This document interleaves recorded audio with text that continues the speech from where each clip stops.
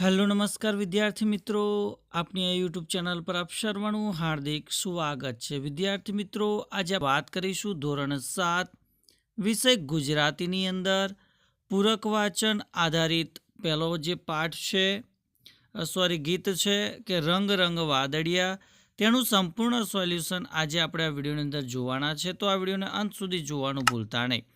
Channel ઉપર જો પ્રથમ વખત આવેલા હો તો ચેનલને સબસ્ક્રાઈબ કરી દેજો। તો વાત કરીએ પ્રશ્ન નંબર 1 કે કૌંસમાં આપેલા શબ્દોનો ઉપયોગ કરી નીચેની ખાલી જગ્યાઓ પૂરો। પહેલી ખાલી જગ્યા છે કે કવિ કહે છે કે અમે ખાલી જગ્યાના વહાણે ઉડ્યા, તો જવાબ આવશે વાયરા। બીજું, કવિ અને તેમના મિત્રો ખાલી જગ્યાના પથારે પહોંચ્યા, તો જવાબ આવશે પાણીના। ત્રીજું છે કે કવિ ખાલી જગ્યાને હિંડોળે પોડ્યા, તો જવાબ આવશે દરિયાને હિંડોળે પોડ્યા છે। પ્રશ્ન 2 છે કે નીચેના પ્રશ્નોના ઉત્તર એક એક વાક્યમાં લખો। કે કવિ ક્યાં ગયા હતા, તો કવિ રંગના ઓવારે, તેજના ફુવારે અને અનંતને આરે ગયા હતા। બીજું, કવિ શેમાં નાહ્યા, તો કવિ રંગના ઓવારે, તેજના ફુવારે અને કુમકુમના ક્યારે નાહ્યા। ત્રીજું છે કે કવિ ક્યાં ક્યાં નાચ્યા, તો કવિ તારાના તરંગે, રળિયાળા રંગે અને આનંદના અભંગે નાચ્યા હતા।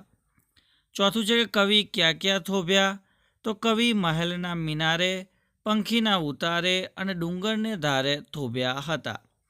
પાંચમું છે કે રંગ રંગ વાદળિયા કાવ્યના કવિ કોણ છે, તો રંગ રંગ વાદળિયા કાવ્યના કવિ સુંદરમ છે।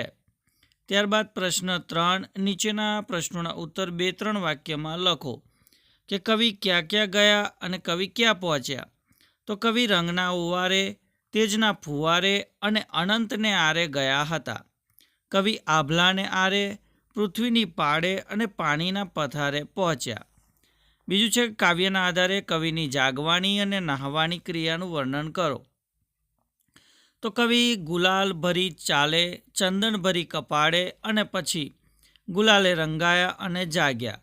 કવિ રંગના ઓવારે, તેજના ફુવારે અને કંકુ ભરેલ ક્યારીમાં નાહ્યા।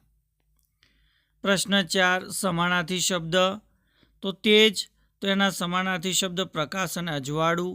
દરિયો, તો સાગર અને સમુદ્ર। ઓવારો, તો કિનારો અને તટ। વાયરો, તો પવન। રળિયાળું, તો સુંદર, મોહક। અભંગ, તો આખું અથવા અખંડ। તરંગ, તો મોજું અથવા વીંચી। ઉછંગ એટલે ખોડો।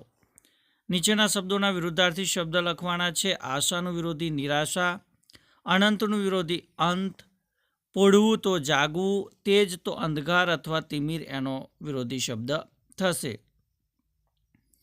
છઠ્ઠું છે કે નીચેના વાક્યોના કાળ ઓળખાવો। કે અમે રંગના ઓવારે ગયા હતા, તો આ ભૂતકાળ છે।